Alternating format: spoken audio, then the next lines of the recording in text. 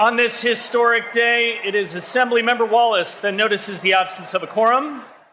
Sergeant-at-Arms will prepare the chamber and bring in the absent members. Clerk will call the roll.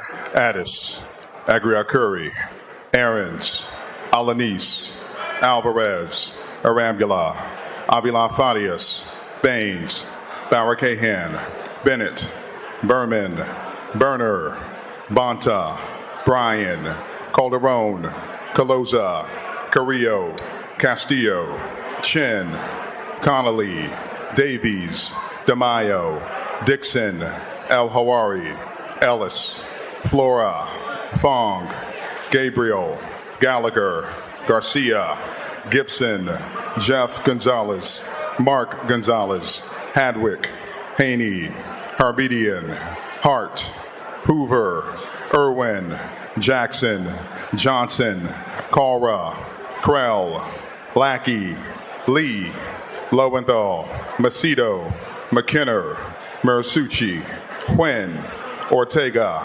Pacheco, Papin, Patel, Patterson, Pellerin, Petrie Norris, Quirk Silva, Ramos, Ransom, Celeste Rodriguez, Michelle Rodriguez, Rogers, Rubio, Sanchez, Schiavo, Schultz, Sharp Collins, Solace, Soria, Stephanie, Tagipa, Valencia, Wallace, Ward, Wicks, Wilson, Zabur. Mr. Speaker.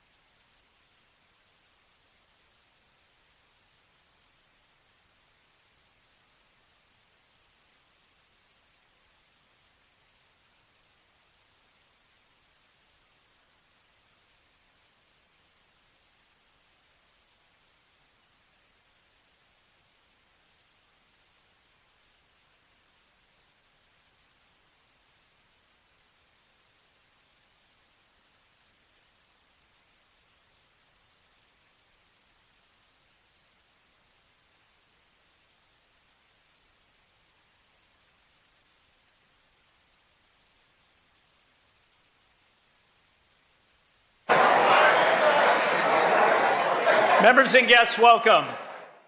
We welcome you today and every day to the People's House, the great state of California. A quorum is present.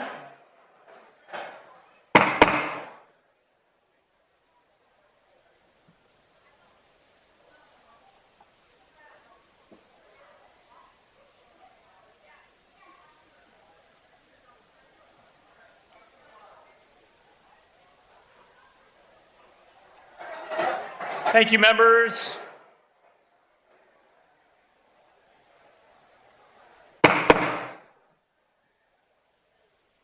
We ask our guests and visitors in the rear of the chamber and in the gallery to please stand for the prayer and the flag salute. Reverend Noshta will offer today's prayer. Reverend Noshta. Please join me in a moment of reflection.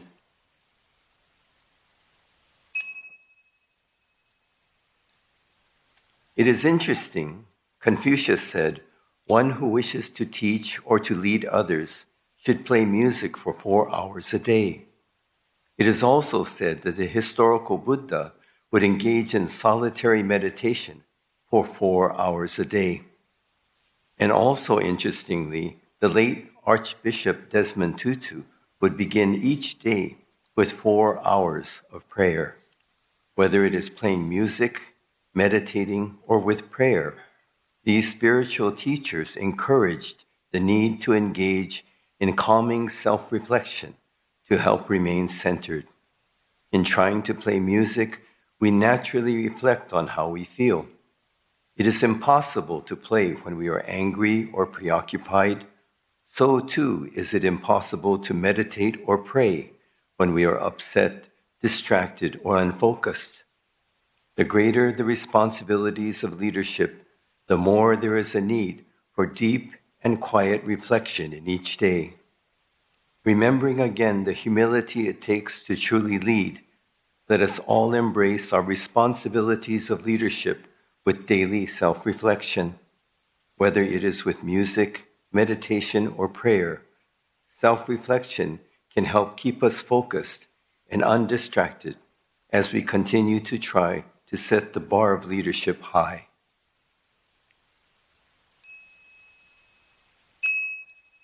Namo Amida Butsu. Let us try to live with kindness and gratitude beyond words.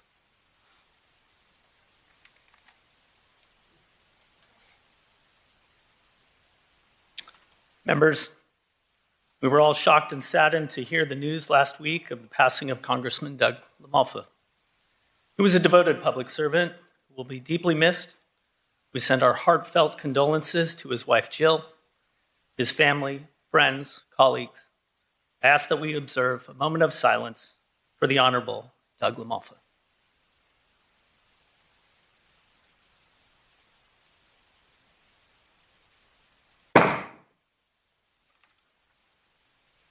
Now we ask our guests and visitors to remain standing and join us in the flag salute. Assemblymember Quirk Silva will lead us in the Pledge of Allegiance. Members, as we begin the year of 26 and the year of our birthday, 250 years of our great country, America, let us salute our flag with robustness and with reflecting on the meaning of our flag salute. Ready, begin. I pledge allegiance to the flag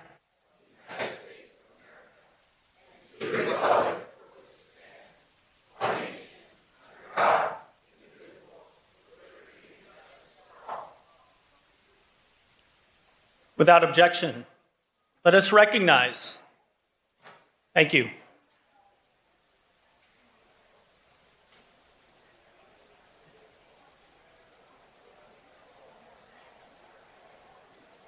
Thank you, everyone.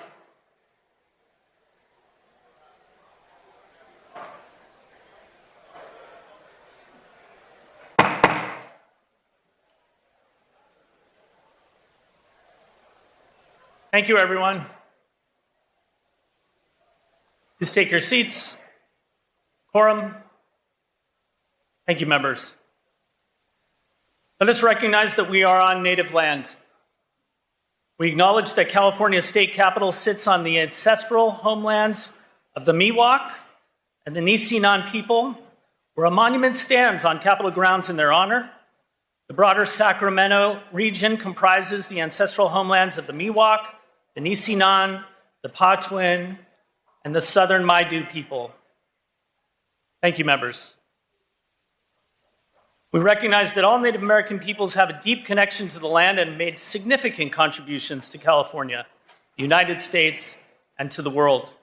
It is without a doubt very important for the legislature to help ensure that Native American tribes across California can grow and carry forward their tribal cultural knowledge and teachings on behalf of all Californians. This reflects our commitment to maintaining strong relationships with Native Americans in the state of California and across our nation. To our guests and visitors today, state law prohibits persons in the chamber from interfering with legislative proceedings or disrupting the orderly conduct of official business. Persons disrupting legislative proceedings are subject to removal, arrest, or other appropriate legal remedies. Reading of the previous day's journal. Assembly Chamber, Sacramento, Friday, September 12, 2025. The Assembly met at 1 p.m. The Honorable Josh Lowenthal, Speaker Pro Tempore of the Assembly presiding. Chief Clerk Sue Parker at the desk. Majority Leader Aguilar Curry moves and Ms. Sanchez seconds that the reading of the previous day's journal be dispensed with. Presentations and petitions there are none. Introduction and reference of bills will be deferred.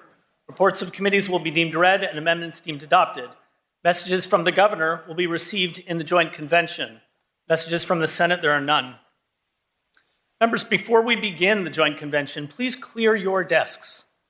Put any items you may have inside your desks. All tops of your desk, put items away now.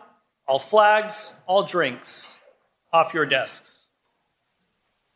Now moving on to motions and resolutions. Today's absences will be deemed read and printed in the journal. Majority Leader Aguilar Curry, you are recognized for your procedural motions. Good morning, Mr. Speaker. I request unanimous consent to suspend Assembly Rule 118A to allow Speaker Rivas to have guests on the floor at the rostrum and at the rear of the chamber today. Without objection, such shall be the order.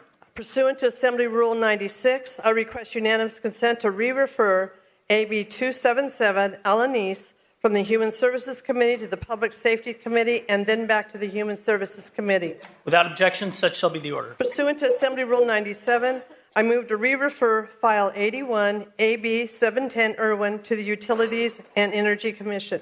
Without objection, such shall be the order. And, I request unanimous consent to suspend Assembly Rule 56 to allow the following committees to notice bills pending for re-referral. Housing and Community Development Committee to notice AB 739 Jackson for their hearing on Wednesday, January 14th, pending re-referral from the Business and Professions Committee. Local Government Committee to notice AB 748 Harbidian and AB 874 Avila Farias for their hearing on Wednesday, January 14, pending re-referral from the Housing and Community Development Committee. Human Services Committee to notice AB 277 Alanis for their hearing on Tuesday, January 13, pending re-referral from the Public Safety Committee. Human Services Committee to notice AB 673 Jackson for their hearing on Tuesday, January 13th, pending re-referral from the Education Committee. Water Parks and Wildlife Committee to notice AB 946 Bryan for their hearing on Tuesday, January 13th, pending re-referral from the Natural Resources Committee. Arts and Entertainment, Sports and Tourism Committee to notice AB 892 Schultz for their hearing on Thursday, January 15th, pending re-referral from the Water Parks and Wildlife Committee. And for the Judiciary Committee to notice the following bills for their hearing on Thursday, January 15th. AB 501 Pappen and AB 871 Stephanie, pending re-referral from the Banking and Finance Committee. AB 634 Jeff Gonzalez, pending re-referral from the Health Committee. AB 1159 Addis, pending re-referral from the Privacy and Consumer Protection Committee. And AB 1382 Castillo, pending re-referral from the Business and Professions Committee. Without objection, such shall be the order. At the request of the author, I am giving a one-day notice to remove item A-20 AB 362 Ramos from the inactive file. Clerk will note. That objection, motions and resolutions are now concluded. Members, we are now going to recess the regular session as guests arrive for the joint convention.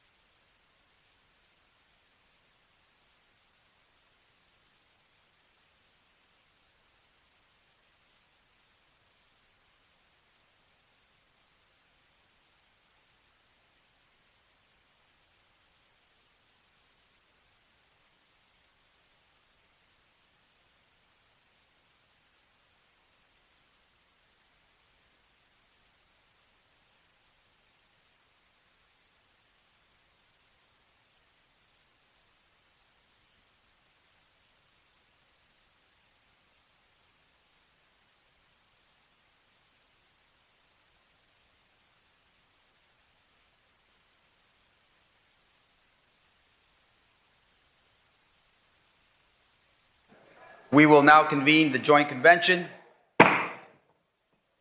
Everyone, please take your seats. Members and guests, the governor has arrived in the chamber. I'm appointing a joint committee to escort the governor to the rostrum. The following assembly members and senators should retire to the rear of the chamber. Assembly members Alawari, Flora, Gibson, Irwin, Quirk Silva, Stephanie, and Solace. Senators Allen, Caballero, Durazo, Hurtado, Jones, Umberg, and Wahab.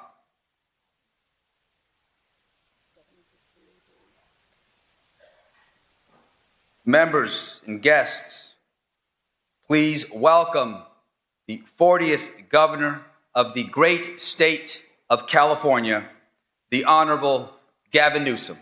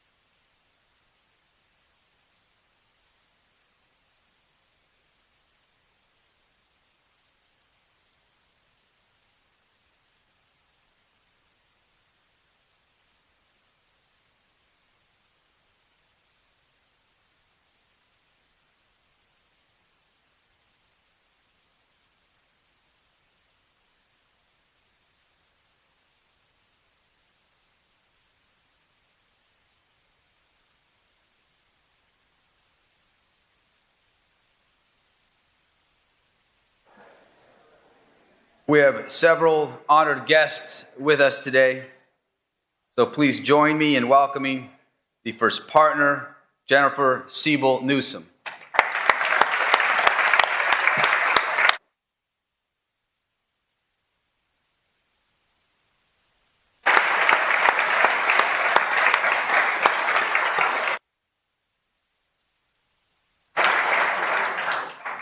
Please join me in welcoming the constitutional officers of California, Lieutenant Governor Eleni Kounalakis,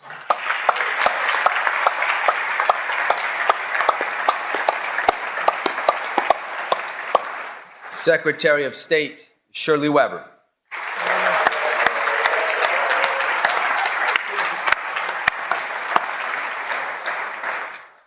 Treasurer Fiona Ma,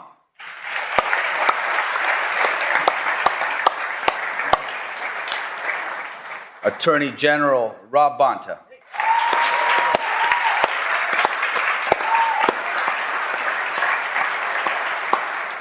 Superintendent of Public Instruction Tony Thurman,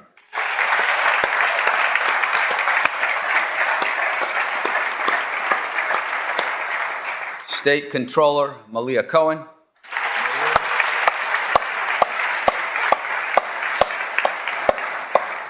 and with us today from the Board of Equalization from District 2, Sally Lieber,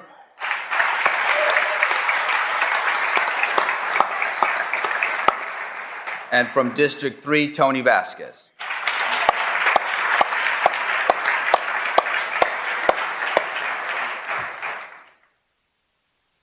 Please join me in welcoming the justices of the California Supreme Court, the Chief Justice Patricia Guerrero,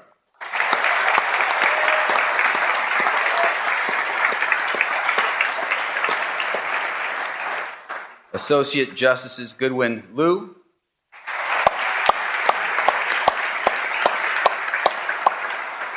Leandra Kruger,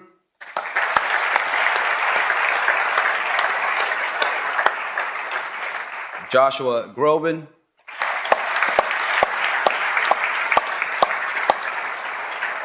and Callie Evans.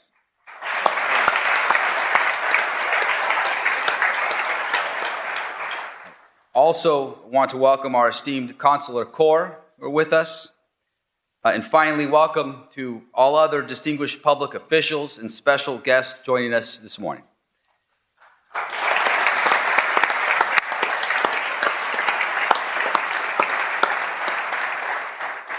And before we start this morning's proceedings, I want to begin by calling for a moment of silence.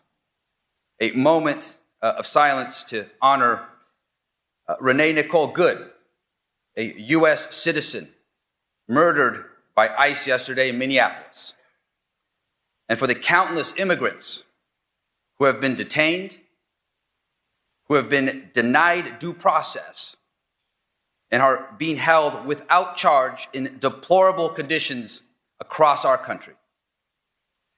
America is a nation of immigrants, and we are nothing without the rule of law.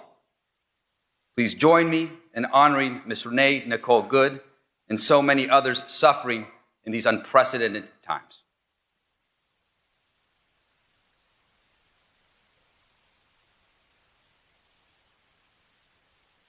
Thank you.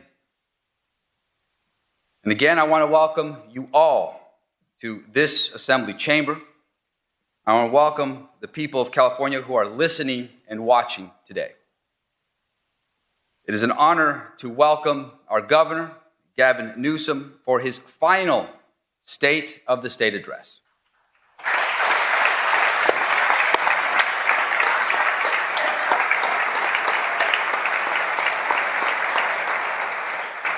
So, Governor, your bold, trailblazing leadership has strengthened opportunity, and it's helped shape California's future for generations to come.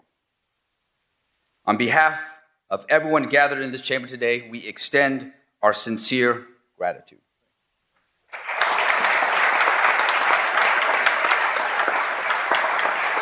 And now it is my pleasure to introduce my colleague, our colleague, our friend, the President Pro Tem of the California State Senate, the Honorable Monique Limon.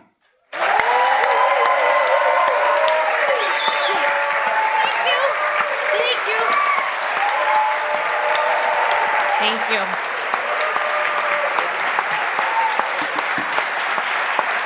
Thank you. Thank you. Thank you so much. Thank you, Mr. Speaker, for that introduction and for bringing all of us together. My Senate colleagues and I have the honor to be here in the Assembly chambers to hear our governor's vision for his last year leading our great state. The Senate stands ready to work in partnership with the Assembly and our governor to advance the lives of almost 40 million Californians who call this great state home. And now, as the 50th President Pro Tempore of the California State Senate, it's my honor to introduce the first woman elected to serve as Lieutenant Governor, the Honorable Eleni Koulounakis. As a former U.S. ambassador, her leadership is rooted in diplomacy and collegiality, something these challenging times call for. And here, in her role as Lieutenant Governor, she has shaped to ensure that Californians have greater access to housing, education, and healthcare, priorities that my Senate colleagues and I share. Please help me in welcoming the 50th Lieutenant Governor for the state of California, Eleni Koulounakis.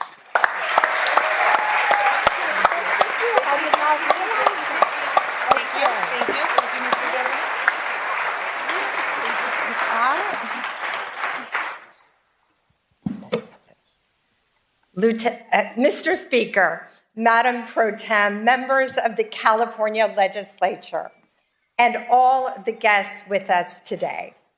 7 years ago, I stood in this chamber to introduce Governor Gavin Newsom for his first State of the State address. Back then, none of us could have imagined the scale of the challenges ahead or how dramatically they would test California and our system. As we now enter the final year of the Newsom administration, we do so having navigated a global pandemic, historic economic disruption, relentless climate emergencies, and moments of profound national division, often while standing firm in the face of a hostile, unpredictable, and at times deeply cruel federal government. Throughout these tests, California chose action over hand-wringing and solutions over cynicism. We protected workers and small businesses in the depths of crisis. We rebuilt our economy much faster than expected, and we made historic investments in education, housing, healthcare, and climate action. At a time when people across the country and around the world are questioning whether democratic institutions can still solve big problems, California's experience offers a clear answer. This morning's State of the State is not just a preview of the year ahead. It is a reaffirmation of what effective, accountable government can achieve, especially when it is led by a governor who measures leadership by impact, who believes deeply in the promise of California, and who has never backed down from the responsibility of governing in difficult times.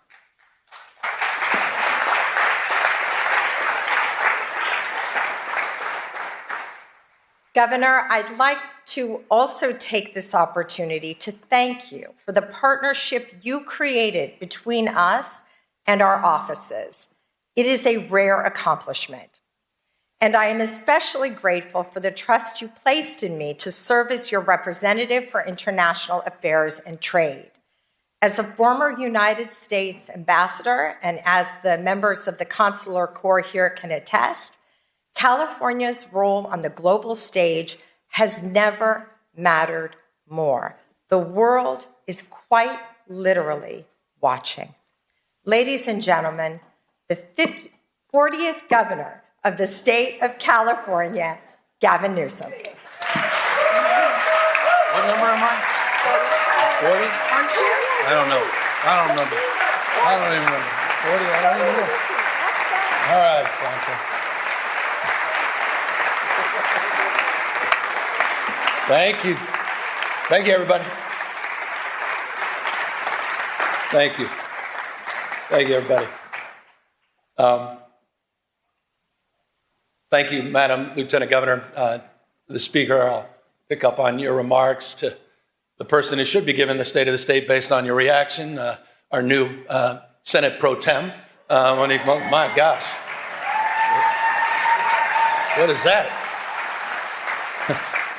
You're clearly still in your honeymoon phase. You're going to enjoy it. I'm just saying. By the way, I was looking for some response from some of the folks over here on the right. When the Speaker said this is his last State of the State, I was assuming DeMaio would look up and maybe applaud or something.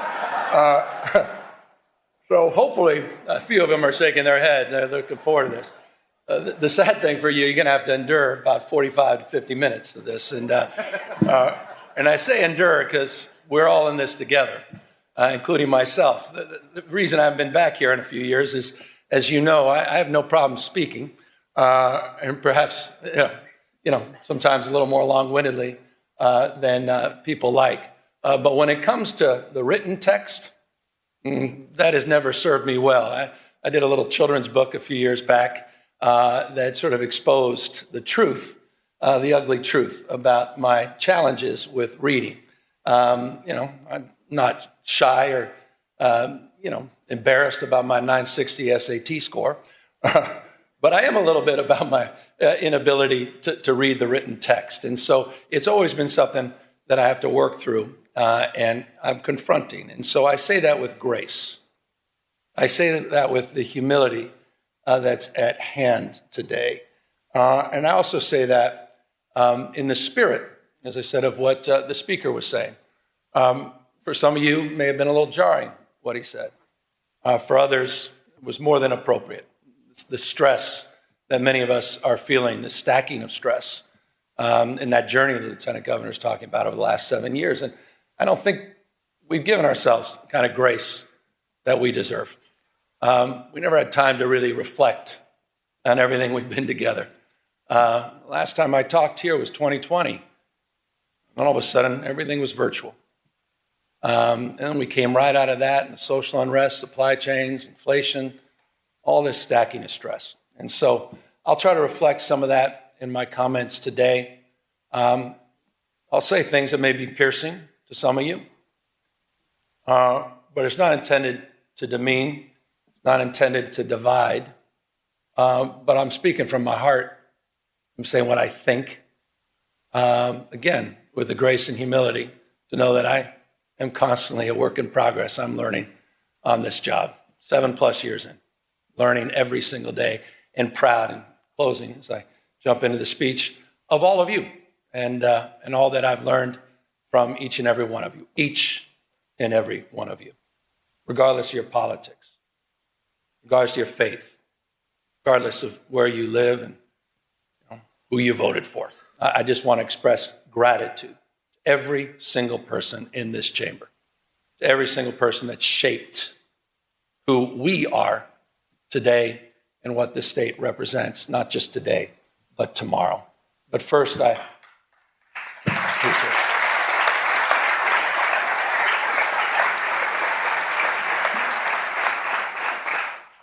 speaking of shaping things, I've been thinking a lot about, your final speech. Think about your life. Think about your journey. Think about the things that shaped you. And I'll begin a little bit with that, about having spent nearly my entire life, now almost 6 decades, along the rivers of this remarkable state, from my youthful days on the upper American River with my dad to my time with my own children downriver, not too far from here. Those rivers that have shaped the story, not only my life, but shaped the story of California, a sense of place, from native people shaped by these rivers to men who extracted riches from their silt. The shout the shout of Eureka, Eureka. It's when the madness began. Fortunes were made, fortunes were lost, time over and over again. Farmers who worked the soils nourished by those rivers, settlements that turned into towns, towns that turned into thriving American port cities, industries in our state flourished. Through 2 world wars, a Great Depression, and social upheaval, booms and busts, California endured. California thrived. And the rivers, they kept flowing. For 175 years, California has been a marvel of invention and reinvention, disaster and recovery, grit and ingenuity. We've found ways to build the future over and over. But today, that spirit is being tested. We face an assault on our values unlike anything I've seen in my lifetime. The federal government, respectfully, it's unrecognizable, protecting the powerful at the expense of the vulnerable. Their credo seems to be about fear, fear of the future, fear of the stranger, fear of change. In Washington, the president believes that might makes right, that the courts are simply speed bumps, not stop signs, that democracy is a nuisance to be circumvented, secret police, businesses being raided, windows smashed, citizens detained, citizens shot, masked men snatching people in broad daylight, people disappearing, using American cities as training grounds for the United States military, purposeful chaos emanating from 1600 Pennsylvania Avenue, shifting a tax burden from the wealthy, from billionaires to small businesses, ranchers, farmers, and the middle class, lining the pockets of the rich, crony capitalism at unimaginable scale, state capitalism, self-dealing, profit-making, not policy-making, rolling back rights of marginalized communities, rewriting history, censoring historical facts.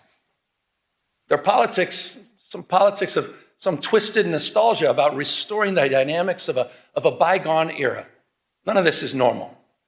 And it's important to remember at moments like this, the greatest tragedy is not, as King said, the clamor of bad people, but it's the appalling silence of so many good people.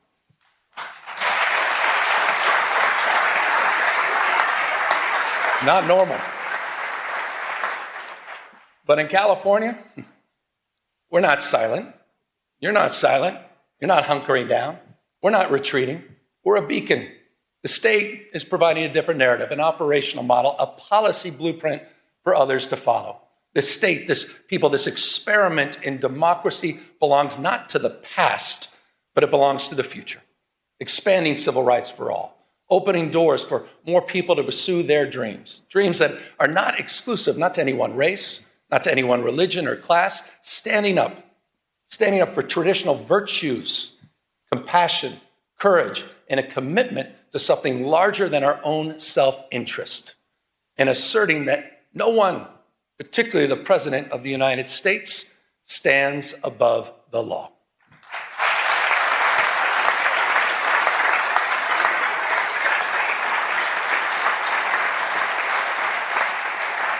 We've gone to court.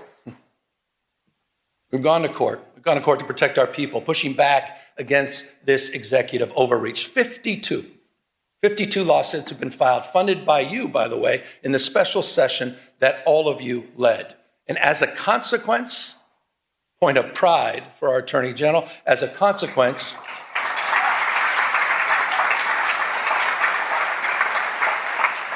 we preserved about $168 billion in illegally frozen federal resources that belong to our schools, that belong to our hospitals, that belong to our seniors, resources that belong to all the people of this great state. We have one request for emergency relief, and we have affirmed the Constitution of the United States as the supreme law of the land.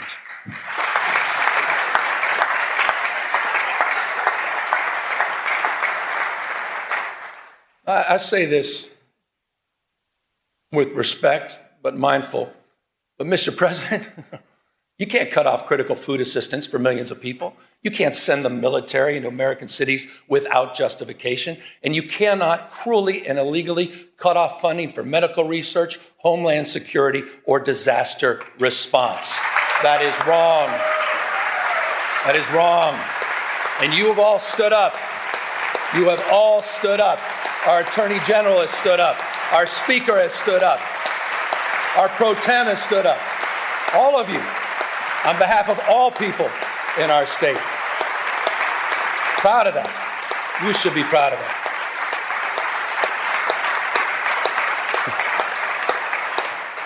But I'm not naive.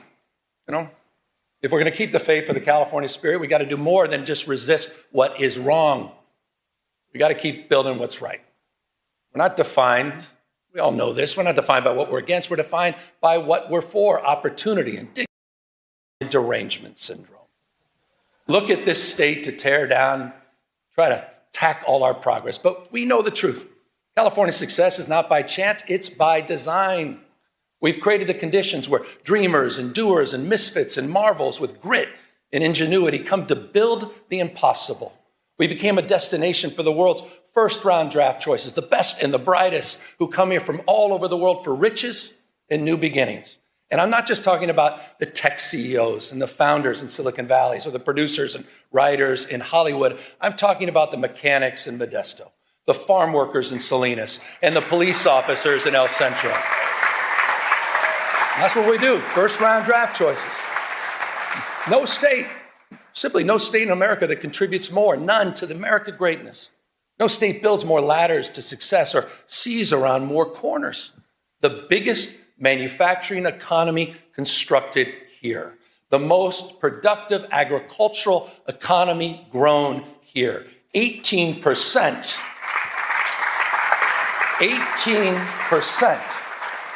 18% of the world's R&D invested right here in California. 1/2 of America's unicorn companies, those companies valued over $1 billion, 1/2 are in the great state of California. And get this, the happiest cities. Right here in California, you know who you are. Fremont, San Jose, Irvine, San Francisco, and San Diego, consistently the most happiest places on earth. In your state, I think that matters. And it's interesting, isn't it? Those cities, they have so much in common, don't they? And that's proximity. The one thing they all have in common is proximity to the greatest research institutions in the world, the greatest system of public higher education anywhere in the world, this conveyor belt for talent. A proof point, you all know this, but I want to remind everybody. A proof point, just last year, the UCs, they added an additional 5 Nobel laureates to its roster. 1 out of every 3 laureates here in California. Come on. It's almost too much. I was reading this. I don't see this on some of the cable networks. 13,700 active patents in the UC system alone. That's more than any other system on the globe. We simply have no peers. And this, again, I said it earlier, it's not by chance, it's by design. You've nurtured these steps, big and small. They've emanated from these chambers. You have kept the state stable. You've kept it reliable because you've invested in the California dream. Just last year, building that framework, we worked together to unveil the first concrete economic development blueprint in California's history. It wasn't top down, it's bottom up. It's region by region. Some 10,000 people, remarkable number, participated in the development of this plan. We call it Jobs First. 13 economic and workforce development plans aligned to the universities, aligned to our trade schools. It's a plan that reconciles the macroeconomic story of the world's 4th largest economy, $4+ trillion a year, with the microeconomic reality of 40 million people living here. It's an economic plan that's nourishing. It's an economic plan that's family supporting. For the Central San Joaquin, that means jobs in manufacturing and clean energy, and of course, agriculture. For the Redwood region, it's jobs in tourism and health and forestry and fisheries for San Diego and Imperial counties, new jobs in high tech, biotech, advanced manufacturing, and hospitality for the Central Coast, new jobs in aerospace, defense, semiconductors, quantum, and ag tech. We're doing all of this in conjunction, by the way, with our wildly successful Cal Competes tax credit program that's helping businesses hire more Californians, expanding innovation all across our state. Proof points, aerospace engineering in Torrance, beneficent, hydrogen fuel cell manufacturing in Lancaster, fusion R&D in San Leandro. And in Kern County, this is interesting, in Kern County, Mojave, it's the first steel mill built in California in half a century. That's interesting. By the way, and I'm going to get to the budget in a second, but this is a little bit of a preview. By the way, I'll be requesting all of you, with your indulgence, in tomorrow's budget, that we reauthorize. I'll be asking that you reauthorize our tax credit program for an additional 5 years. It is working. You know what else is working? Speaking of tax credits, ever since that first moving image was taken of a horse, some of you may recall this, a horse named Sally in Palo Alto, to the early silent film studios in Fremont in Los Angeles, Hollywood has been one of California's, been perhaps the most California of industries. And that's why we're proud we worked together last year to double down on our film and tax credit programs, to not only keep our iconic industry here, but all the unionized camera operators, stunt performers, wardrobe, and set designers. It's a point of pride, and that program is working and producing real results because of your leadership.